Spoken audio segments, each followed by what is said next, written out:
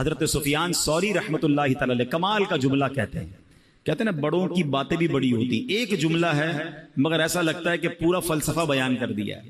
وہ کہتے ہیں لوگ سوئے ہوئے ہیں، جب انہیں موت آئے گی تو بیدار ہو جائیں گے. اصل آنکھ پتہ ہے کب کھلے گی؟ مرنے کے بعد. ہم جب انسان دنیا سے جاتا ہے نا تو رشتہ دار پتہ ہے کیا کہتے ہیں کہ میت نے پیچھے کیا چھوڑا ہے. فرشتے پتہ ہے کیا کہتے ہیں؟ میت نے آگے کیا بھیجا ہے. اصل مرنے کے بعد پتہ چلے گا کہ اصل دنیا تو وہ تھی، میں نے آخرت کے لیے کیا تیاری کی. کئی لوگ بس دنیا کی پلاننگ بناتے بناتے ابھی توبہ نہیں بعد میں کر لوں گا، بس اگلی رمضان کو توبہ کر لوں گا، بس یہ کاروبار سیٹ ہو جائے پھر گناہ چھوڑ دوں گا، پھر میں شراب چھوڑ دوں گا، پھر میں برے کام چھوڑ دوں گا، اور اسی انتظار میں دنیا سے چلے جاتے ہیں. فرمایا موت آئے گی تو بیدار ہو جائیں گے مگر پھر کر کچھ نہیں سکیں گے. اے میرے پیارے اسلامی بھائیو، اللہ کریم قرآن مجید میں ارشاد فرماتا ہے وَابْتَغِ فِي مَا آتَاكَ اللَّهُ الدَّارَ الْآخِرَةَ، اور جو مال تجھے اللہ نے دیا ہے اس کے ذریعے آخرت کا گھر طلب کر. کتنی پیاری بات ہے، جو کچھ اللہ پاک نے عطا کیا ہے اس سے کیا طلب کرنا ہے؟ آخرت طلب کرنی ہے. اب اللہ نے کیا دیا ہے؟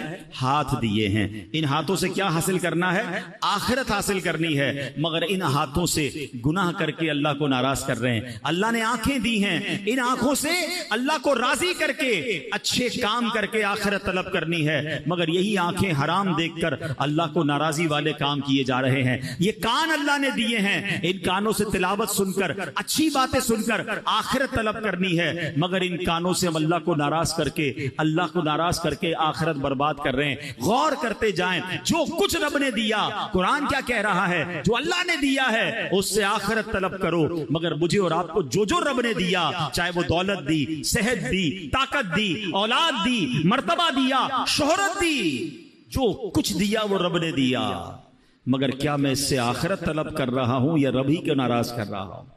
ان فتنہ ہائے حشر سے کہہ دو حذر کریں، نازوں کے پالے آتے ہیں راہ سے گزر کریں. پہلے مشکل الفاظ کے معنی سمجھتے ہیں. فتنہ ہائے سے مراد کیا ہے؟ اس سے مراد یہ ہے کہ ہنگامے، اور حذر سے مراد پرہیز کرنا.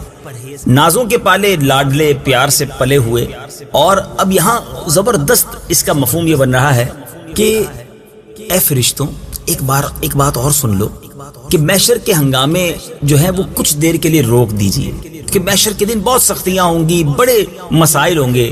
کیونکہ آپ کو یہ معلوم ہونا چاہیے کہ اب جو امت آ رہی ہے وہ نبی پاک علیہ الصلوۃ والسلام کے بڑے لاڈلے ہیں. آقا کا بڑا کرم ہے ان پر، نبی پاک کے چاہنے والے ہیں، نبی پاک کے امتی ہیں. وہ امت ہے جس میں شامل ہونے کی تمنا انبیاء کیا کرتے ہیں. اس امت کی آنے کی باری ہے. تو ان فتنہ ہائے حشر سے کہہ دو حذر کریں، یعنی یہ جو محشر کے ہنگامے ہیں نا، اب یہ پرہیز کریں، سائڈ پہ ہو جائیں، کیونکہ سرکار کی امت آ رہی ہے اور نبی پاک علیہ الصلوۃ والسلام کی امت پر کوئی تکلیف نہ پہنچے. یہ ہنگامے اگر ہمارے راستے سے نہ ہٹے، یہ مشکلیں نہ ہٹی، تو ہمیں یہ ضرور امید ہے کہ جب ہمارے آقا آئیں گے تو پھر کیا ہونا ہے؟ لو وہ آئے مسکراتے ہم اسیروں کی طرف، خرمن عصیاں پہ اب بجلی گراتے جائیں گے. وسعتیں دی ہے خدا نے دامن محبوب کو، جرم کھلتے جائیں گے اور وہ چھپاتے جائیں گے. آقا علیہ الصلوۃ والسلام آ گئے تو ہمارا ویسے بھی بیڑا پار ہونا ہے. ایک اور شاعر نے بھی کمال کی بات کی نا، محشر ہے اگر محشر ہے، کس بات کا ہم کو ڈر،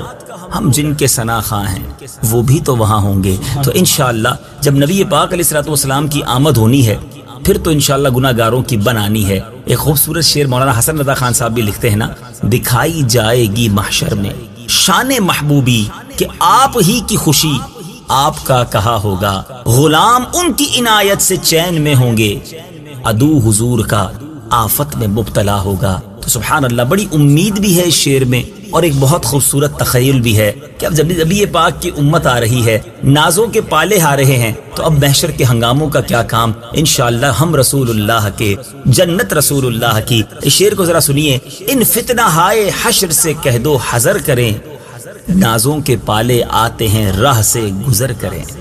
ان فتنہ ہائے حشر سے کہہ دو حذر کریں،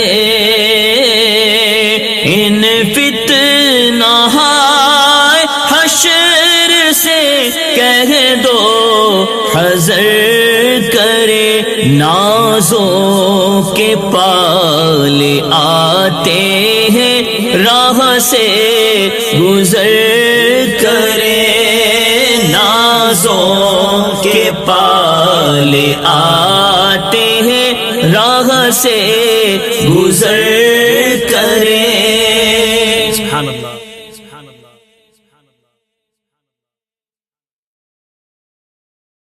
ایک نوجوان بڑا متقی اور پرہیزگار تھا.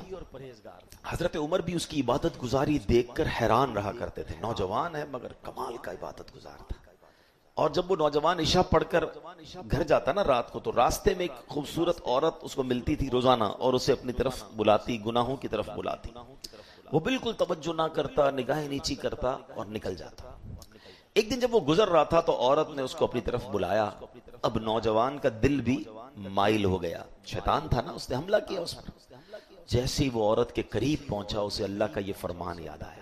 اب بات یہ, قرآن پڑھا ہوا ہو, حدیثیں پڑھی ہوئی ہو, دل میں پاکیزگی ہو تو اس موقع پر کچھ یاد آئے گا نا. جو پڑھائی صبح سے شام تک بری صحبتوں میں ہے, فلمیں, ڈرامے, گانے باجے, شراب کی محفلیں, اس کو کیسے یاد آئے گا؟ یہ نوجوان نیک تھا, چلا گیا گناہ کی طرف. کیا یاد آیا کہ اللہ قرآن میں فرماتا ہے بے شک پرہیزگاروں کو جب شیطان کی طرف سے کوئی خیال آتا ہے تو وہ فوراً حکم خدا یاد کرتے ہیں, پھر اسی وقت ان کی آنکھیں کھل جاتی ہیں. شیطان حملہ کر بھی دینا نیک پر, اگر واقعی پرہیزگار ہے تو اللہ کا حکم یاد آ جائے گا اسے اور وہ بچ جائے گا. اب اس بندے کو جب یہ یاد آیا کہ میں کیا کرنے لگا تھا, میں تو چل پڑا تھا گناہ کی طرف, اس پر ایسا اللہ پاک کا خوف غالب ہوا کہ وہ بے ہوش ہو گیا, زمین پر گر گیا. اتنا خوف.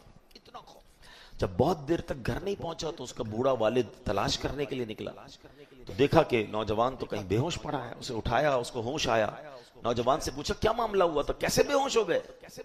اس نوجوان نے شرمندہ ہو کر اپنے والد کو پھر یہ واقعہ سنایا کہ میرے ساتھ ایسا ہوا. مگر جب یہ واقعہ سنایا دوبارہ آیت کریمہ پڑھی یہ باری, ایسا خوف خدا دل پر طاری ہوا کہ چیخ ماری اور اس کی روح ہی اس کی جسم سے نکل گئی.